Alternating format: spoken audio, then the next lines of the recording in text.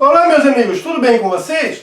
Hoje nós vamos conversar sobre um importante místico e poeta espanhol, muito interessante para quem curte o cristianismo. Sim, gente, estou me referindo a São João da Cruz, que nasce no ano de 1542 e vem a falecer no ano de 1591, então somente com 49 anos de idade. Ele passa a vida dele toda na Espanha. Ele é um santo hoje, considerado um santo. Só que o São João, veja bem, São João da Cruz já era o nome dele. Tá? Por uma questão de ficar mais agradável ao som, a gente não fala São João. Tá? Mas ele é santo e o nome dele já era São João da Cruz, antes mesmo dele ser santo. Foi o nome que ele escolheu. Já vou explicar isso. Ele vem de uma família pobre. Na verdade, a sua mãe, a família da mãe era pobre. A família do pai não. A família do pai era de nobres, era rica. Mas a família do pai não aprovou o casamento. Então, eles praticamente deserdaram o pai. E que esse vem a falecer, o São João ainda é criança. E a mãe fica na total miséria.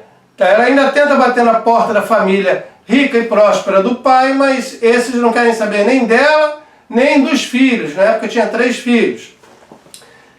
Então, ele começa na pobreza, não? Consegue, a mãe batalha bastante, e ele consegue estudar num colégio jesuíta.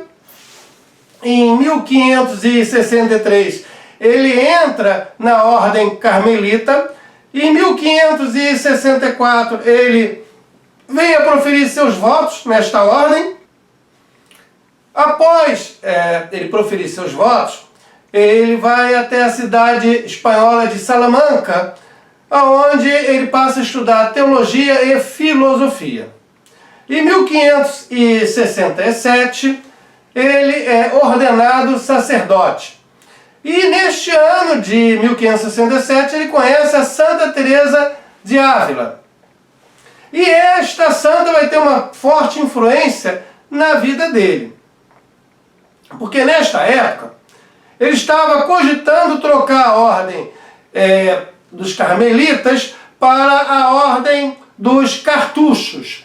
Os cartuchos, minha gente, é uma ordem religiosa onde você tem uma extrema austeridade, onde predomina o total silêncio, e os monges viviam em celas, de modo quase eremita. Ora, a Santa Teresa de Ávila convence ele a não deixar a ordem dos carmelitas e ir para a ordem dos cartuchos. No lugar, ser o representante dela em uma reforma que ela estava fazendo. Ela, de dentro da ordem carmelita, estava reformando esta ordem, mas na parte referente às freiras. Ela precisava de um homem para prosseguir a reforma na parte referente aos monges. E o São João da Cruz aceita ser este representante da Santa Teresa e resolve então continuar na ordem dos carmelitas. Em 1568 ele muda de nome. E aí é o momento então de eu explicar essa questão do nome, que eu preferi falar agora e não no início do nosso vídeo. Veja bem, quando ele nasce, o nome de nascença dele é Juan de Yepes y Alvarez. Esse é o nome com o qual ele nasceu. Juan de Yepes de Alvarez. Em 1563, que é quando ele entra na ordem dos carmelitas, ele muda o nome. Aí ele passa a se chamar, ele adota para si o nome de São João de São Matias. Foi o nome que ele adotou. Olha, agora eu passo a me chamar São João de São Matias. Agora, no ano de 1568, que é o ano que nós estamos agora, quando da fundação de um novo mosteiro carmelita, agora já com a divisão da ordem, seguindo a orientação da Santa Teresa de Ávila, E como começaram a ser chamados depois os carmelitas descalços. Por que carmelitas descalços? Porque os carmelitas usavam calçados. Mas aqueles que eram os reformados, eles não usavam mais calçados. Então eram chamados carmelitas descalços. E o São João da Cruz ele vem a fundar 2 mosteiros. E quando ele faz isso em 1568, ele muda o nome para São João da Cruz. Aí é que ele passa a se chamar São João da Cruz. Tá bom, gente? Entre 1574 e 1577, ele tem uma visão mística. Ele está no processo de oração e rezando ali, está em profunda comunhão com Deus e ele tem uma visão, tá? Ele vê, tá? A Jesus Cristo sendo crucificado, só que ele vê do alto, tá? E aí ele faz um desenho da visão que ele teve. E esse desenho tem muita simplicidade, porque tudo na vida de São João vem em relação ao simples, tá? Ao desapego dos bens materiais, a simplicidade, evitar o luxo. Então é o desenho de um Cristo sendo crucificado, mas algo inovador para a época, porque é visto do alto. É como se fosse Deus Pai olhando o sacrifício do seu filho, vendo lá do céu o seu filho sendo crucificado. Então esse desenho de São João da Cruz é muito interessante e importante. Ele dá uma nova visão, inclusive o processo todo do sacrifício do seu filho pela humanidade. Olha, no ano de 1577 ele é preso pelos monges carmelitas calçados, tá? E fica 9 meses em um mosteiro em Toledo. Fica numa cela minúscula, só sai da cela para ser chicoteado. Aí, de acordo com os comentadores, alguns dizem que era uma vez por semana ele saía da cela para ser chicoteado, e alguns dizem que é um número maior de vezes por semana. De qualquer forma, ele sai da cela e é chicoteado. E a cela é muito, muito pequena realmente. Então, a ordem dos carmelitas rachou. Você passa a ter os calçados e os descalços. Isso, olha, até hoje você tem os carmelitas calçados e os carmelitas descalços. Só que aqui, neste momento em particular, estamos no século XVI, tá? A coisa não estava muito fácil, porque os calçados não aceitavam as reformas colocadas pelos descalços. Como eu expliquei, calçados e descalços é simplesmente uma referência a usar ou não usar sapatos. Olha, após 9 meses na prisão ele consegue fugir, isso em 1578. Em 1618, veja bem, ele tem as suas obras impressas e publicadas. Em 1630 é acrescentado a essas obras o Cântico Espiritual, que é um poema dele. Já vou explicar melhor isso.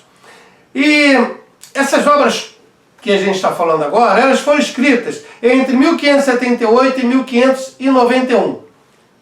Em 1675, ele foi beatificado. E em 1726, canonizado. E em 1926, já estamos no século XX, ele foi declarado doutor da Igreja.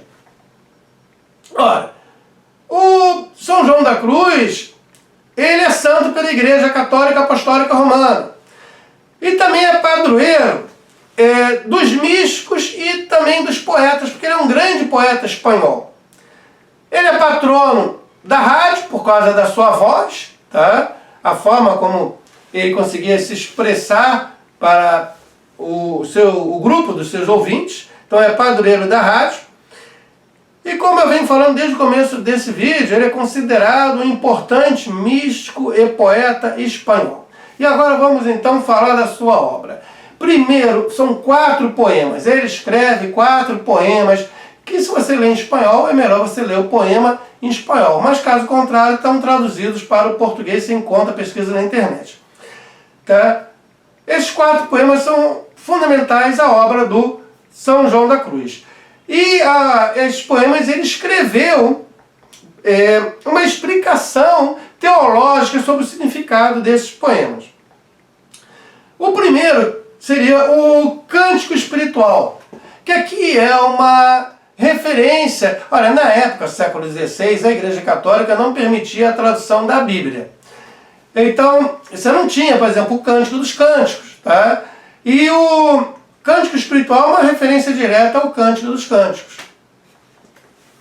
Aqui nós temos a alma como uma noiva, era metaforicamente apresentada como uma noiva, que está buscando pelo seu noivo. E esse noivo é o Jesus. Jesus Cristo será o esposo desta alma. Então tem toda a jornada desta noiva em busca do noivo, ou seja, da alma em busca de Deus.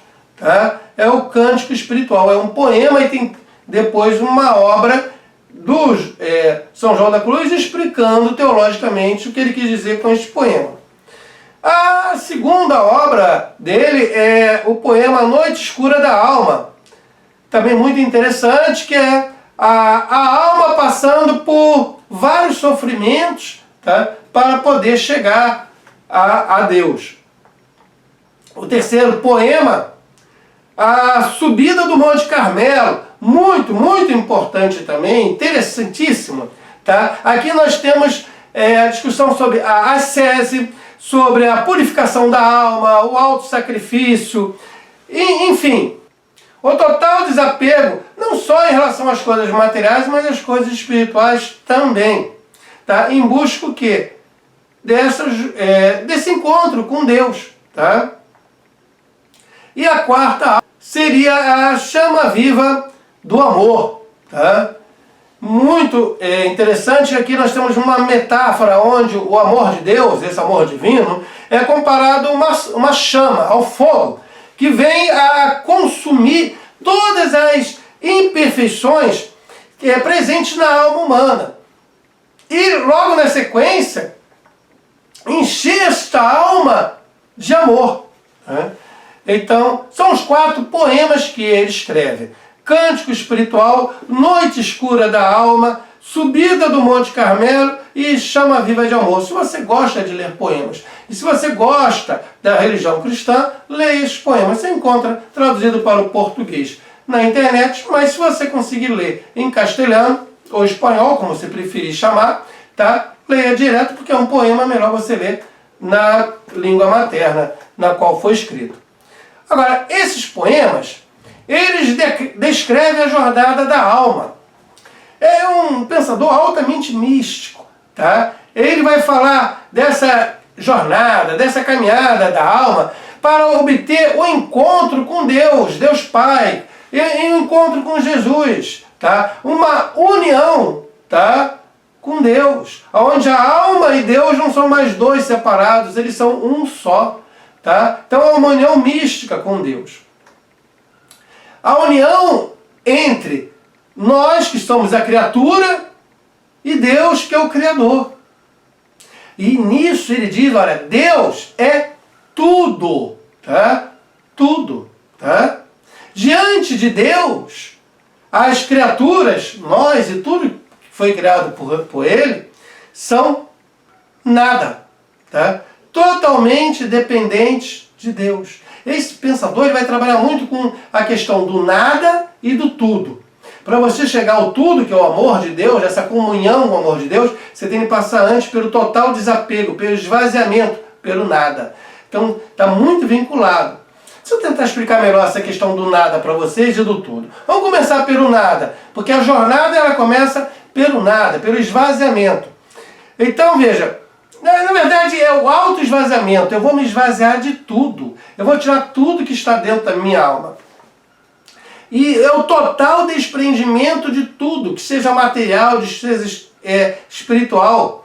Eu vou buscar a total conformidade à vontade de Deus, total aceitação desta vontade de Deus. Eu vou unir a minha vontade particular, pessoal, a vontade da minha alma, com a vontade de Deus. De forma que seja uma única vontade. A vontade de Deus é a minha vontade. E isso, a partir de um profundo desapego. Eu tenho de me desapegar de tudo que há. Tá? De todas as coisas. Sejam essas materiais ou espirituais. Quando eu falo em coisas materiais, você pensa, os bens materiais, o carro, o apartamento, as roupas, a vaidade, a luxúria, beleza. Mas as coisas espirituais também? Sim, gente. Porque, veja, as coisas espirituais, elas podem trazer um certo consolo, mas vão também te afastar de Deus. Esse esvaziamento tem que ser pleno, você está buscando nada. O total esvaziamento para depois ser preenchido pelo amor integral de Deus. Então, mesmo coisas espirituais, você deve desapegar. Elas não são importantes. Importante é a sua jornada em direção a Deus. Então, isso é para fazer o quê? Para purificar totalmente a sua alma. Aí vamos, esse é o nada, veja, a gente está indo para o nada total, absoluto. Eu estou me esvaziando, eu sou um nada. E para chegar aonde, no final dessa jornada? Ao tudo. E o que é o tudo? O tudo é o amor. É o amor de Deus, é a plenitude desse amor. É a união mística com Deus. É a união, e também, veja bem, se é uma união com Deus, esta alma vai sofrer uma transformação. Sim, claro. Então é a união e transformação da alma em Deus. Este é o tudo. Então veja bem, nessa jornada espiritual da alma, você começa trilhando o caminho do nada, que é o caminho do desapego, é o caminho do esvaziamento, é o caminho de você se conformar à vontade de Deus, de você aceitar totalmente, tá, o que Deus passa para você. É tentar purificar a alma pelo total desapego às coisas materiais e espirituais. Esse é o caminho do nada. E depois que você passa por esse caminho do nada, você está vazio. E agora que você está vazio, você pode ser completado. Você pode ficar cheio. Mas cheio de quê? Do amor de Deus. Você se esvaziou completamente para que o amor de Deus entre em você. Então é o tudo. Então é o nada e o tudo. Para você chegar ao tudo, que é essa união mística com Deus, você tem antes de se esvaziar. Você tem antes de passar pelo nada. Então esse pensador, esse grande místico espanhol e poeta, ele trabalha muito com essa noção do nada para você chegar ao tudo. Se eu quero tudo, que é essa união mística com Deus, eu tenho de primeiro chegar ao nada, que é meu total desapego e esvaziamento. Entendeu, gente? Tá? Então, dá uma lida nesses poemas do São João da Cruz. Gente, olha, muito obrigado pela sua presença até aqui. Deixa o teu comentário no vídeo. Se não for inscrito, se inscreve no canal. Tá bom? Ó, valeu!